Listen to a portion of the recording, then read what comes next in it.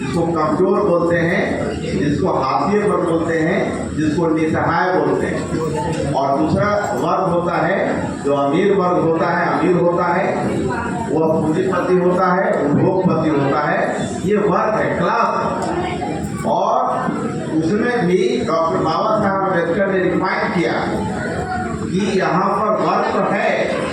जैसे हमारे विधायक महोदय कृष्ण प्रसाद यादव जी बता रहे थे, वर्ग की बात बता रहे थे, लेकिन डॉक्टर बाबा साहब अम्बेडकर ने वर्ग की बात कहा। वर्ग माने हम मजदूर हैं, लेकिन मजदूर में भी कास्ट है, मजदूर में भी कास्ट है। पलायन की बात हो रही थी। अभी फ्लड आया हुआ है बिहार के अंदर में, हम लोग फ्लड में रिसर्च किया था, बातचीत किया था। तो जो डूब रहे हैं लोग, तो जो चमन टोली है उसको बाद में नाव मिलेगा, लेकिन जो दूसरा जाति के लोग हैं उसको पहले निकाला जाएगा। मतलब वहाँ मरने के समय में भी कास्ट जुड़ा हुआ है। तो बाबा साहब डॉक्टर अम्बेडकर ने कहा कि पूरी समस्याओं का जड़ क्या है? कास्ट, जाति जिसको बोलते हैं। आज मेरे पास जितनी भी समस्याएं हैं, जितनी भी समस्याएं हैं, अधिकार नहीं मिलता है, उसके मूल जड़ में यदि आप आगे जाएंगे तो उसमें लगेगा कि कहीं न कहीं कास्ट है।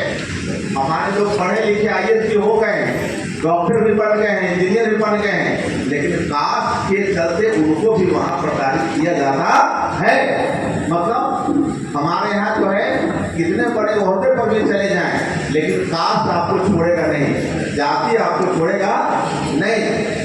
इसका इलाज डॉक्टर बाबा साहब अम्बेडकर ने बताया था, लेकिन इस देश के लोगों ने नहीं माना। डॉक्टर बाबा साहब अम्बेडकर ने कहा कि यहाँ 3 काम करना चाहिए सरकार, 3 काम, ज़्यादा नहीं। पहला काम करना चाहिए कि जितना भी भूमि है इस देश का वो राष्ट्रीयकरण होना चाहिए, राष्ट्र के नाम से भूमि होना चाहिए। जमीन किसका होना चाहिए? देश का होना चाहिए।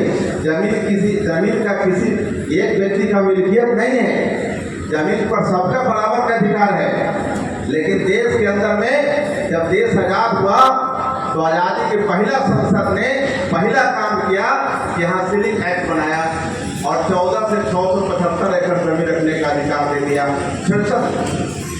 वो पहले जमींदारी व्यवस्था थी, हजारों एकड़ जमीन रखते थे, लेकिन जब सरकार बनी स्वतंत्रता के बाद तो पहली दफा पहला डिसीजन हुआ, पहला कैबिनेट में एक बात आया कि यहाँ सीलिंग एक्ट बनना चाहिए। क्यों?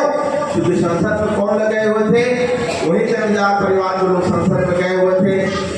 और इसीलिए उन्होंने कहा कि पहले जमीन के सेव करो, जमीन को बचाओ, नहीं तो जो अम्बेडकर आ गया है